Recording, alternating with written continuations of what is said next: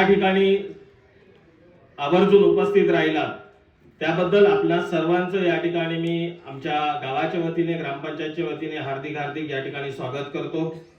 थोडंसं दिलगिरी व्यक्त करतो कारण कार्यक्रमाला थोडासा उशीर झाला।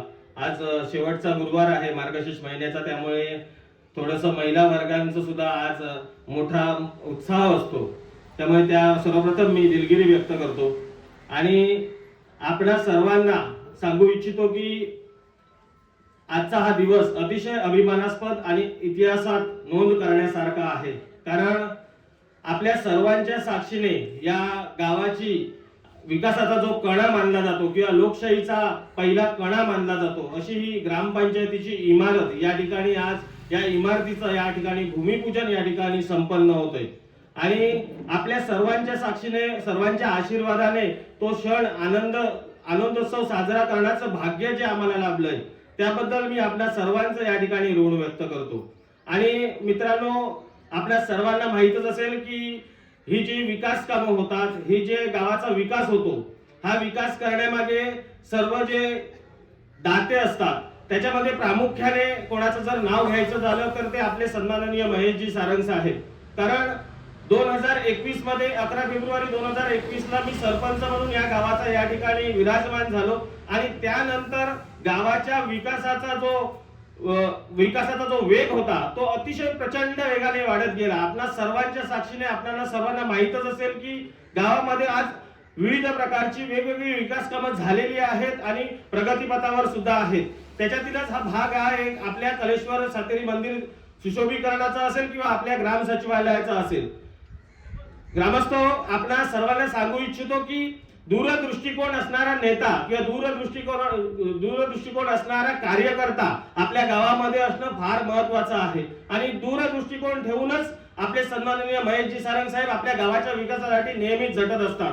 संपूर्ण जिल्ह्याचं प्रतिनिधित्व करीत असताना त्यांचा कोलगाव आणि कोलगाव जिल्हा परिषद मतदारसंघावर जास्त डोळा असतो, त्यामुळे बरेचसे त्यांचे सहकारी सुद्धा याच्यातून नाराज होतात, परंतु त्यांचा नेहमी लक्ष असतो की आपल्या गावाचा विकास झाला पाहिजे, आपला गाव विकासाच्या प्रगतीपथावर गेला पाहिजे।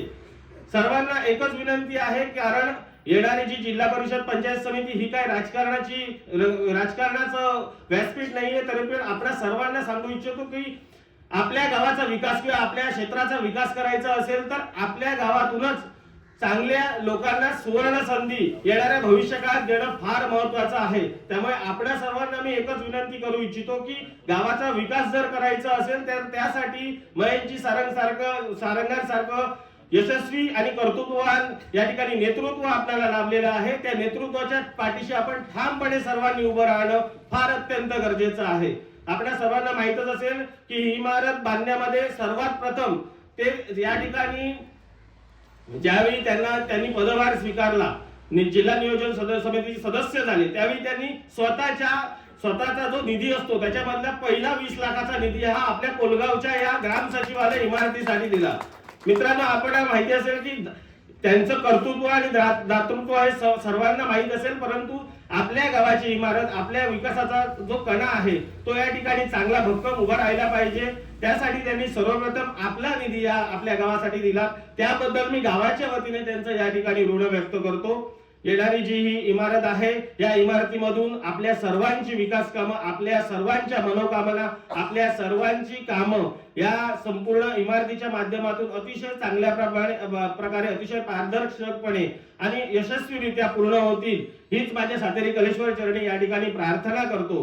कारण ही भव्य दिव्य इमारत उभी राहण्यासाठी थोडासा काळ लागणार आहे, त्यामुळे आमचा सुद्धा 5 वर्षाचा कार्यकाळ एका महिन्यामध्ये या ठिकाणी परिपूर्ण होतो।